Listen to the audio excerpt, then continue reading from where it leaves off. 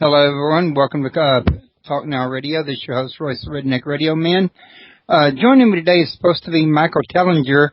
However, he appears to be having some difficulty with his Skype, so we may not be able to conduct this interview. He had to step away for just one moment, and he's going to come back. And when he does, he's not going to know we're already live on the air. So, going to be some interesting conversation there at first. I thought I'd go ahead and start the show, explain to everybody that he was having trouble. His call keeps getting dropped. We don't know why. We may have to reschedule for a later date. I doubt we can do one this month. This month's pretty well booked. But we might can reschedule for a date in July. Well, it looks like I just lost them altogether, folks. He may have had to restart his computer. Let's wait and see if he shows back up online. And in the meantime,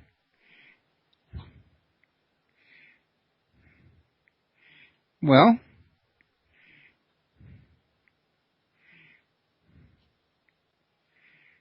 okay, I think I'm getting him back.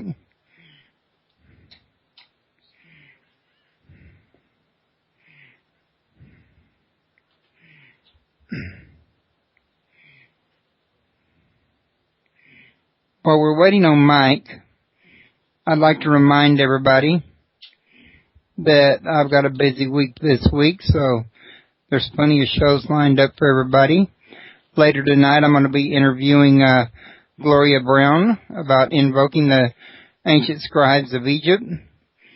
And then I'm going to have another show tomorrow morning, or tomorrow evening, with Timothy Wiley on Confessions of a Rebel Angel.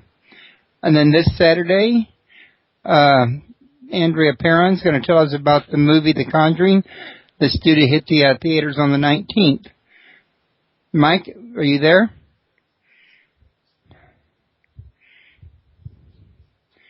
Yeah, I don't seem to be able to get him back. I don't think. Mike, are you there? I'm here. Okay, Mike, we're live on the air, but you appear to be having difficulty on your end.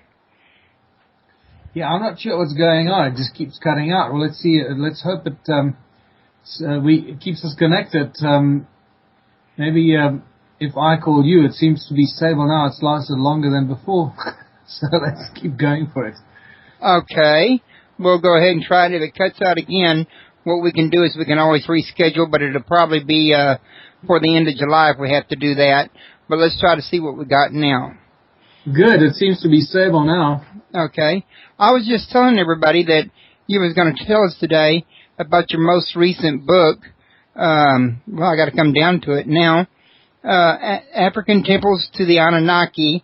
And this book is based on actual archaeological research that you've conducted yourself. Am I correct? That's right. Yeah, it's quite an incredible discovery. Well, the ruins have obviously been there for a long time, and they've been a center of a lot of speculation and a lot of writing, but nothing really of substance has ever been written about it. It's normally the same kind of speculations about the fact that they belong to, migrant tribes, building them, and so forth. But what is really important about this journey and discovering the stone circles of southern Africa and trying to figure out what on earth they're all about is a wonderful story in itself. Okay. Now, from what I gather, reading the description of the book, this is a huge area of land that's got like a big vast city built up in it. Can you kind of give us an idea how big the city is? Would it compare to, say, Samaria or somewhere like that?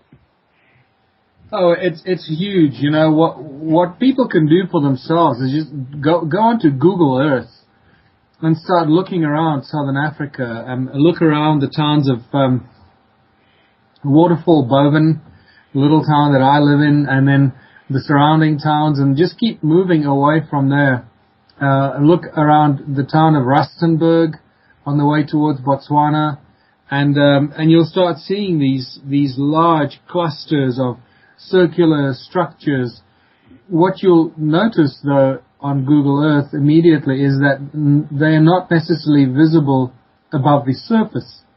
What you're witnessing is actually structures that are covered by soil and grass, but they are still visible from aerial photography. And that is really, I think, the main thing that has caused us to, or enabled us to start discovering these, is the technology from satellite visibility that has allowed us to see these structures. Otherwise, they probably would have still been lying buried beneath the soil, and nobody takes any notice of them, and the farmers keep plowing into them and wondering what on earth these things are. And, historians would carry on writing the same nonsense and disinformation about it. But many people have already, responded in various emails to me saying, wow, they've discovered it and been looking at it, and they start sending me some interesting information. Sometimes I've not seen it, and that's great. So this way we keep educating and informing each other. Okay, now, sorry. Just to answer your question, because I digressed a bit, is it covers pretty much all of Southern Africa. You don't always see it. It's not continuous, but you see, so highlighted areas and concentrated areas here and there. But it covers most of South Africa and pretty much all of Zimbabwe, and it's obviously all connected to gold. Oh, it's connected to gold.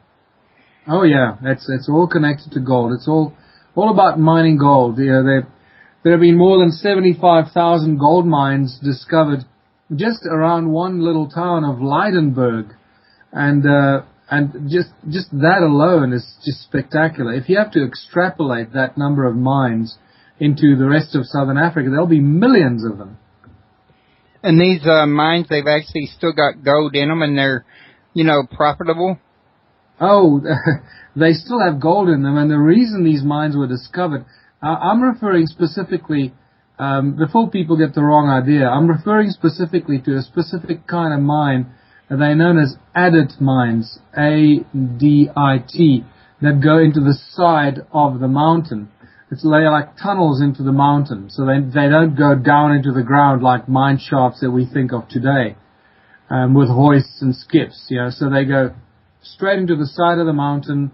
And what happened here is that in about the year 2000, one of the large mining corporations here, I believe it was Anglo-American, which for 100 years was one of the largest, I think it was the largest mining company in the world. So Anglo-American wanted to explore how many of these adit mines there were, because these mines were very actively mined in the gold rush in South Africa, the way that California had a gold rush and Australia had a gold rush from the mid-1800s towards the late 1800s. Same thing was happening here, and during that period they discovered these adit mines into the side of the mountain, which have been there for a long time, and they started reworking those mines. And the reason I say this, because all of these adit mines are actually always in close proximity to the stone circles, to the circular stone ruins. And so what happened now is Anglo-American wanted to see how many of these mines there were. They wanted to catalog their locations so they could go in and close them off. Now, the reason they wanted to close them off is they just wanted to prevent anybody from mining these mines, these old mines, and trying to extract gold from them. But once they got to the count of 75,000, they realized that this is a bridge too far, and it's probably not financially viable to send out, building teams and engineering teams to start closing up these mines to prevent people from beginning to mine them. Yeah. So it's all about greed, you know. It always comes down to money and greed and control, unfortunately. Yeah, it always has. Yeah. But over and above that, Royce, there've also been, I've had 2 independent reports from two guys that independently told me about their grandfathers who were mining gold in the northern part of South Africa, just below the Zimbabwean border, and in the 30s. This is in the 1930s. And at about 100 feet, they started stumbling upon tunnels, unexpected tunnels underground that were filled with interesting tools and artifacts. And obviously they were perplexed by this because they didn't expect to stumble upon ancient tunnels. They were the first to be mining there in their mind. And when they called the mining authorities at the time, which were known as the Merensky Reef people, they came to investigate, and they confiscated all the tools and artifacts, and I believe they also prevented them from carrying on mining there. But they took the tools and artifacts, and their answer was, "We are aware of this." So they were aware of these tunnels and the phenomenon of ancient tunnels, but obviously kept very quiet about it. And I believe that what these guys found in the 30s by accident, while mining themselves, is stumbled upon ancient tunnels of the Anunnaki that are just prevalent throughout all of southern Africa. And the reason I can say that again is because I've been working with Klaus Donner on finding interesting tools and artifacts hidden here in southern Africa in the Anunnaki gold mining empire, and we found some fascinating information from using technology that show us a lot of previously unknown and hidden tunnels under the ground, with some very interesting indicators of what is hidden in them. Well, that sounds very fascinating to me, but I forgot to at first, with the connection trouble going on, mention that your website is www.michaeltellinger.com, and the call-in number is 832-632-7904 if you want to ask Michael a question. And if you want to attend the show live, it's www.talknowradio.com. I always love to have you in the chat room. Okay, now, Michael, one of the guys at Facebook, if memory serves, I think his name was Richard Thomas, made the post about how much he loved your book because he said it absolutely proved science wrong. Can you enlighten us on what in your book that might have proved science wrong about something? Well, yeah, it proves a lot of things wrong. It proves history wrong. It proves archaeology wrong. It proves science, I suppose, in some ways it proves it wrong, but what it does, it actually enhances our knowledge of science. First of all, it proves history wrong because nothing has ever been written about human history 200 or 300,000 years ago regarding advanced activity, by human beings mining gold. That's just a completely, that's a no-go zone for most historians. Archaeologically speaking, when you start talking about ancient civilizations that go back 200 or 300,000 years ago, most trained archaeologists who have been sort of sticking to the textbooks and the stuff that they've been taught at university will shy away from this kind of information. So it proves them wrong for sure, because the evidence is there. You can't lie about it. You can't hide it. It's there. And, then more than 10 million of these structures. It's not as if you can run away from them or hide them. And then when I started discovering the fascinating tools and artifacts around the stone structures and inside the stone structures and scattered throughout the mountainsides in between them, which is incidentally just the never-ending lattice of stone terraces and agricultural terraces. It's like a giant spider's web that seems to hold it all together. And the stone artifacts and tools give us a clear indication of some strange activity, performing tasks and activities that make no sense to us today, using the kind of technology that we use today. Mechanical drilling and mechanical machines and hoists and skips and bulldozers and front-end loaders and that kind of stuff. So none of that kind of stuff exists, but some tools and artifacts exist that suggest that whoever these guys were that were building these structures and using them to mine gold had an advanced knowledge of the laws of nature, the laws of physics, and understanding how to use sound as a source of energy. And that's just spectacular. Okay, so they were using sound as a source of energy to, bust holes into the mountain for the tunnel, or?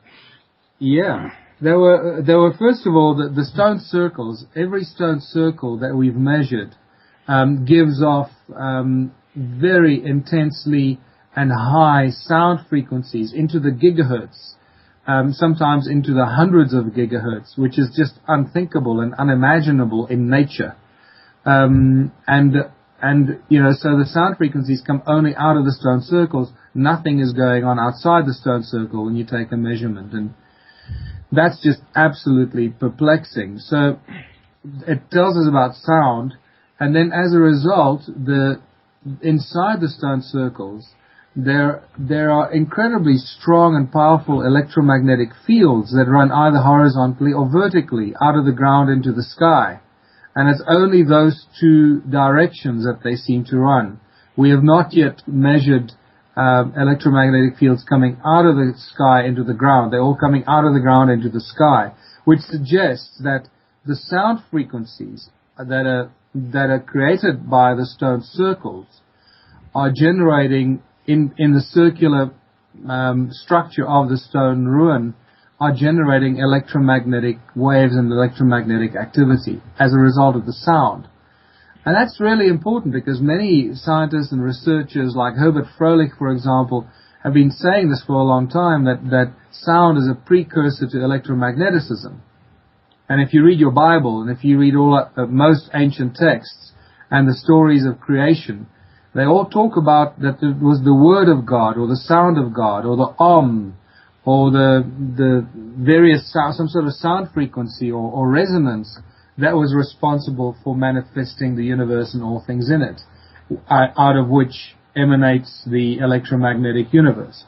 So this is really mind-blowing stuff. So it's certainly highlighting many interesting things in the field of science to us and proving science to be wrong on many fronts, like you mentioned, and suggesting that sound can be used for everything, from levitation to drilling and separating minerals and metals, to crushing ore to the finest powder and then separating it, vibrating it so that the matter and the materials separate from each other. Just like you can separate oil from water when it's in a vessel anyway. If you've got oil and water mixed, you expose it to certain sound frequencies, the oil starts to conglomerate and forms these beautiful globules on top of the surface of the water and starts to actually pull together. So all the globules start to attract each other and start to amass into an ever-growing pool or a bubble or a what do you call it, a blob of oil, and completely separates from the water. And that obviously, I'm sure that everyone listening to this or that will listen to it will figure out that there's an immediate solution for us to stop poisoning our oceans from when we have disasters and oil spills, and then just rather use the simple logic and the simple ability of and the method of sound to separate the oil from the water and just scoop it up and gather it and take it away. Yeah, because they had that oil burst right out here in the Gulf of Mexico, out by Galveston here a few years back. Something like that would have come in awful handy. Exactly. And what do? They go out there and they spray poisons into the water, all kinds of stuff. They just poison our water, poison the fish, poison the people. And I believe, and I'm sure you know what I'm talking about. This is all very carefully orchestrated. It's just part of the ongoing onslaught against humanity. From poisoning our water with fluoride and all kinds of other chemicals to poisoning our oceans when these kind of things happen. And I also believe that sometimes they do it on purpose, so they've got an excuse to poison the oceans. And, the chemtrails that are just becoming so obvious and so incredible now, the chemtrails are just ridiculous. They're just everywhere. Poisoning our rivers and our lakes and our crops and the land, and making them infertile, poisoning our bodies with all kinds of weird things that fall on us from the sky. Chemtrails you see them everywhere you go. Yeah, I think the agenda is pretty clear by now. People that are waking up to it now are probably going, oh my goodness, what's going on? Those that have been watching it for the last decade or so have become accustomed to it, and they just sort of trying to figure out a way of how to move beyond it or try and negate it. But when you wake up to this today, it must be quite horrific. Yeah, you would think so. I know I've heard people report to me in various groups that I'm in various networks that where they live, they got a lot of chemtrails there, and they're ended up getting boils and all kinds of like skin cancers and stuff like that they blame on the actual chemtrails. Yeah, it's I live in the middle of nowhere, and even here we get the odd occasional chemtrail. So it's everywhere. No, I don't think any place is untouched. Just like virtually no part of the world is untouched by the greed and the control of the banking families. Their effect seems to be reaching everywhere. Yeah, big time. Now, also I wanted to talk to you about the pictures in your book. As I'm given to understand it, you've got over 100 pictures, and many of them are aerial views of the actual archaeological finds. Yeah. Most of the pictures they're well over 100 photographs. Probably, I don't know, closer to 200 photographs. But most of them are aerial photographs. A lot of just to really graphically demonstrate as well as we possibly could the extent of it, the intensity of it, the fact that it cannot be denied, the fact that many of these stone structures, and once again, we have to assume that once you've done, looked at 20 of them or so, and they all show the same pattern of building in terms of being aligned with solstices and equinoxes, and the fact that they have various sacred geometric patterns encoded into their building, we have to assume that most of them, if not all of them, will be built along those principles. Otherwise, we would have already found some that would not, be aligned along those building techniques. So that tells us that whoever was building it, and I believe these were the Anunnaki, obviously, that they were doing it with a great amount of ease, because they know how to do that. For us to do that today would be very, very complicated. It's not simple to do something like this, especially in remote areas, on tops of mountains and side of mountains. Remember that many of these stone structures are down very steep slopes, going down the side of a mountain, and there's, stone circles lying there at weird angles that, nobody would ever build a dwelling in a place like that because it just doesn't make any sense. You're not going to stay there at a, 35-degree angle going up the mountain. And yet they don't fall off. Yeah, and then again, the other curious thing is that majority of the stone circles, especially the original ones, you start to be, after a while when you've been at it for as long as I have now, you start discerning the older ones from the less older ones to the more recent ones to the very recent ones. And it's just really based on the manipulation and the reconstruction and the rehabilitation and more recent activity by, for example, there's some of these stone structures that you can see activity 50 years ago, then some activity that go back to 110 years to, or 112 years to the Anglo-Boer War, the English war here that the British came to basically conquer southern Africa, to lay their claim on the gold mines and the diamonds. You can see evidence of that. You can see evidence of the Great Trek, when the Boers, the Dutch farmers, left the Cape Colony and moved up and crossed the Vaal River, and called it the Transvaal. So there's evidence of all that. Then there's evidence of Bantu tribes as they were moving south, or Bantu tribes, migrating tribes, inhabiting some of these structures and building mud huts inside of them. And then there's even more mysterious evidence of the Hindu Dravidians, the Makumati people, being active here, as far back as 1,000 years, 2,000, even 3,000 years ago. They were already here mining gold and trading with gold. Their activity is also encoded and left behind in some of the stone structures that they readapted for their own needs.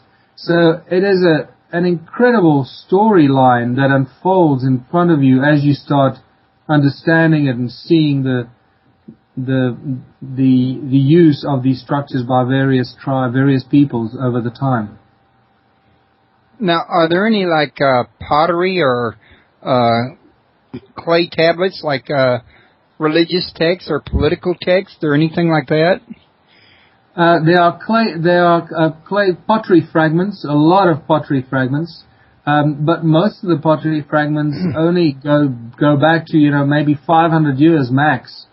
Although I must add to that is that not enough research has been done in that field. So what I've just said there now is those are just immediate assumptions by the historians and archaeologists that find those pottery fragments. I've discovered many pottery fragments. I've got plenty of them in my museum. But I think that those pottery fragments they seem to be more recent, maybe as far back as 500 years. There is, however, a pottery fragment, or some pottery fragments that I photographed in a cave, and I took one sample back with me to the museum, which is on display, which is connected to what is referred to as the Leidenberg Heads culture, or the Leidenberg culture. And these were, Leidenberg Heads culture is an interesting story. These were these like masks and headgear made out of pottery, ceramic masks and head masks that were found near a town called Leidenberg that I mentioned earlier, where all the gold mines were also discovered. And these are very alien-looking masks, very strange. I believe there were a total of 8 of them discovered, either 5 or 8 now. I'll get confused sometimes between some of the things that I've stumbled upon, sorry. But these masks clearly don't look very human. They're very strange, and they've become incredibly valuable in the archaeological circles, worth hundreds of millions of dollars. And what I found was pottery that had the same markings as the Leidenberg heads. So the Leidenberg heads go back. They estimate that Leidenberg culture was about from 100 AD to about 900 AD, somewhere in between there. So if this pottery is from that same era, then it means we got pottery that could be as old as 2,000 years, pottery fragments. So that's an interesting discovery as well. Now, I would imagine, though, that if they dug deeper, they could probably find odor under lower stratas. Am I correct? Oh, absolutely. The strata gives away a lot of information, and much of the interesting information we got from the early excavations from Great Zimbabwe by people like Theodore Bent in the late 1800s, that gave us phenomenal information because he just wrote it down as it was. He didn't try and find excuses for it. He just called it what it was. And one of the things he said is that he found between 1.5 and 2 meters of sediments and sedimentation that indicates a gold mining civilization. Now, 2 meters of sedimentation that indicates gold mining, that's a long time. A long time of gold mining. Well, if I remember correctly, wasn't Inky the Booz or Abyss full of gold? Well, that's what we had assumed, and they certainly had no shortage of it here. Another indication of that is